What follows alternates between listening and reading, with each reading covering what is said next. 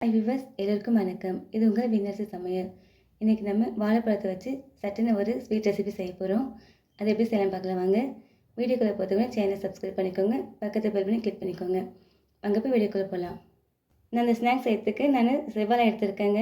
செவ்வாழை 2 பழம் எடுத்திருக்கேன். இந்த பழம் நல்லா கனிஞ்சிருக்கு. நீங்கள் இதை எல்லா வாழைப்பழத்துலையும் செய்யலைங்க. அந்த வாழைப்பழம் நல்லா பழமாக பார்த்து எடுத்துக்கோங்க. அப்போ தான் டேஸ்ட் ரொம்ப நல்லாயிருக்கும். இப்போ இதை நம்ம தோல் உரிச்சிட்டு பொடி பொடியாக கட் பண்ணிட்டு வந்துடலாம். இப்போ வாழைப்பழத்தை தோல் வச்சு கொண்டு வந்துட்டோம். இப்போ பொடி பொடியாக கட் பண்ணிக்கலாம்.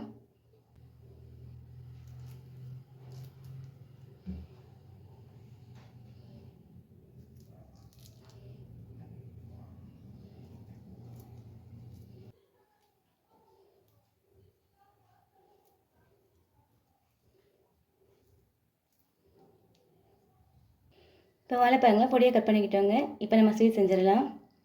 இப்போ ஸ்டவ் பற்றிட்டு ஸ்டவ் மேலே கடாய் வச்சுருக்கேங்க. கடாய் நல்லா காஞ்சிடுச்சு. இதில் 1 டேபிள் ஸ்பூன் நெய் சேர்த்துக்கிறேன். நெய் நல்லா உருகி வரட்டும். இப்போ நெய் நல்லா உருகிடுச்சு. நம்ம கட் பண்ணி வச்சுருந்தா வாழைப்பழத்தை இதில் சேர்த்துடலாம். வாழைப்பழம் 2 நிமிஷம் நல்லா நெய்யிலே வதங்கட்டுங்க. இது அப்போ தான் நல்லா மசிஞ்சு வரும். வாழைப்பழம் நெய்யில் வதங்குறப்ப அதோடய ஃப்ளேவர் டேஸ்ட்டு ரொம்ப நல்லா இருக்குங்க. நான் சொன்ன மாதிரி இது எல்லா வாழைப்பழத்துலையும் செய்யலாங்க. டேஸ்ட் ரொம்பவே நல்லாயிருக்கும். இப்போ வாழைப்பழம் நல்லா மசிஞ்சு வரட்டும். அது வரைக்கும் வதக்கி விட்டுக்கலாம்.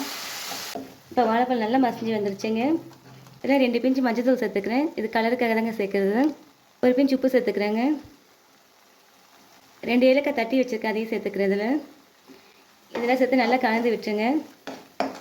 இதில் 3 டேபிள் ஸ்பூன் ரவை எடுத்து வச்சுருக்கேங்க, அதை சேர்த்துக்கிறதில்ல. நீங்கள் வறுத்த ரவை வறுக்காத ரவை எது இருந்தாலும் சேர்த்துக்கோங்க. ரவை சேர்த்துட்டு நல்லா இதில் கலந்து விட்டுருங்க. இப்போ இது கூடவே தேங்காய் துருவல் சேர்த்துடலாம். நான் 1/2 கப்பு தேங்காய் துருவல் எடுத்து வச்சுருந்தேங்க. அது ஒரு 5 டேபிள் ஸ்பூன் இருக்குங்க, அதை சேர்த்துக்கிறதில்ல. இந்த ஸ்வீட்டில் தேங்காய் துருவலாம் சேர்த்து செய்கிறப்ப ரொம்பவே நல்லா இருக்குங்க. தேங்காய் துருவல் சேர்த்து 1 நிமிஷம் நல்லா வதக்கி விட்டுருங்க. இப்போ இதில் சர்க்கரை சேர்த்துக்கிறேன். நான் 4 டேபிள் ஸ்பூன் சர்க்கரை எடுத்துருக்கேங்க, சேர்த்துக்கிறதில்ல. உங்களுக்கு இனிப்பு தகுந்தாப்பில் சேர்த்துக்கோங்க. நீங்கள் இனிப்பு அதிகமாக சாப்பிடுவீங்கன்னா இன்னும் கொஞ்சம் எக்ஸ்ட்ரா சர்க்கரை சேர்த்துக்கோங்க.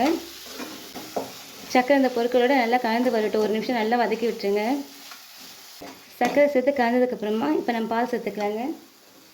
நான் 1/4 கப் பால் எடுத்து வச்சுருக்கேன், அதை சேர்த்துக்கிறேங்க. பால் சேர்த்து நல்லா கலந்து விட்டுருங்க. பால் இந்த பொருட்களோடு நல்லா கலந்து வரட்டும். நல்லா திக்காக வருங்க, அது வரைக்கும் கலந்து விட்டுக்கலாம். பால் சேர்த்ததுக்கப்புறமா இது போல் நல்லா திக்காக கலந்து வந்துடுச்சு பாருங்கள். இப்போ நம்ம ஸ்டவ் ஆஃப் பண்ணிடலாங்க. இப்போ ஸ்டவ் ஆஃப் பண்ணிவிட்டோம். இது கொஞ்ச நேரம் நல்லா ஆறி வரட்டும். ஆறி வந்ததுக்கப்புறமா நம்ம உருண்டை பிடிச்சிடலாம். இப்போ இது நல்லா ஆறிடுச்சுங்க. இதை நம்ம சின்ன சின்ன உருண்டைகளாக பிடிச்சிக்கலாம்.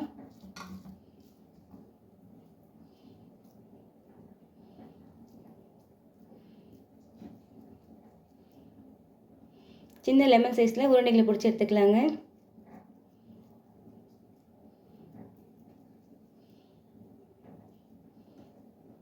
தட்டில் வச்சுக்கலாம்.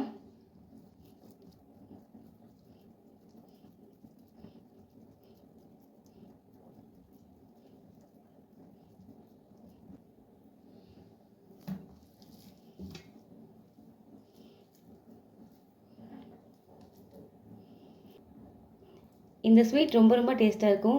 ஈவினிங் குழந்தைங்க ஸ்கூல் முடித்து வரப்போ இதை நீங்கள் செஞ்சு கொடுத்து பாருங்கள். ரொம்பவே பிள்ளைங்க விரும்பி சாப்பிடுவாங்க. இது சீக்கிரமாக செஞ்சிடலாங்க. இப்போ எல்லாத்தையும் உருண்டைகள் பிடிச்சி எடுத்துக்கலாங்க. இப்போ எல்லா உருண்டைகளையும் இப்போ உருட்டி எடுத்துக்கிட்டோங்க. இப்போ நம்ம ஸ்வீட் செஞ்சிடலாம். இப்போ ஸ்டவ் பற்றிட்டு ஸ்டவ் மேலே பனியாரக்கல் வச்சுருக்கேங்க. இன்றைக்கி நம்ம இதை பனியாரக்கல்லை தாங்க செய்ய போகிறோம். நீங்கள் வேணால் எண்ணெயில் பொரிச்சு எடுத்துக்கலாம், அது டேஸ்ட் நல்லா தாங்க இருக்கும்.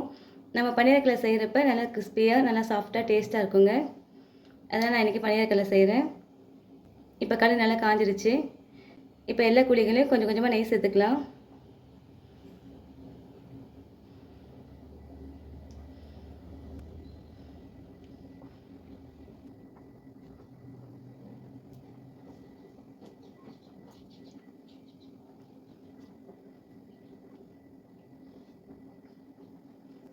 இப்போ நெய்யில் நல்லா காயிட்டுங்க.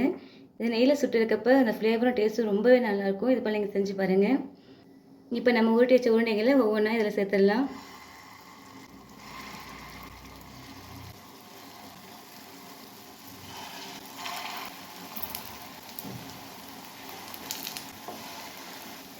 உருண்டைகளை சேர்த்ததுக்கப்புறம் 30லேருந்து 40 செகண்ட் மீடியம் ஃப்ளேம்லேயே இருக்கட்டுங்க.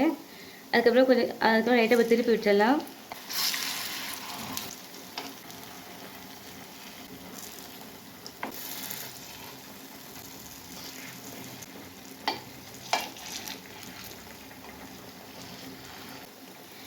மீடியம் ஃப்ளேம்லேயே இன்னும் 30 செகண்ட் அப்படியே இருக்கட்டுங்க. அப்புறமா எல்லாத்தையும் 2 பக்கம் திருப்பி போட்டு எடுத்துடலாம். அவ்வளோதாங்க. இப்போ சுவையான பனானா ஸ்வீட் ரெடி ஆகிடுச்சு. இது இப்போ நம்ம தட்டுக்கு மாற்றிக்கலாம். இப்போ சுவையான பனானா ஸ்வீட் ரெடி ஆகிடுச்சு. இது சீக்கிரமாக செஞ்சிடலாங்க. ரொம்ப டேஸ்ட்டாக கூட இருக்கும். இது பாருங்கள், மேலே நல்லா கிறிஸ்பியாகவும் உள்ள நல்லா சாஃப்டாகவும் இருக்குங்க. இது ரொம்ப டேஸ்ட்டாக இருக்கும். இது மாதிரி செஞ்சு கொடுங்க, குழந்தைங்க விரும்பி சாப்பிடுவாங்க. இது போல் செஞ்சு பார்த்துட்டு எப்படி இருக்குன்னு கமெண்ட்டில் சொல்லுங்கள். இந்த வீடியோ உங்களுக்கு பிடிச்சிருந்தா லைக் பண்ணுங்கள், ஷேர் பண்ணுங்கள், சேனல் சப்ஸ்கிரைப் பண்ணிவிடுங்க, பக்கத்து பெல் பண்ணி கிளிக் பண்ணிவிடுங்க. தேங்க்யூ.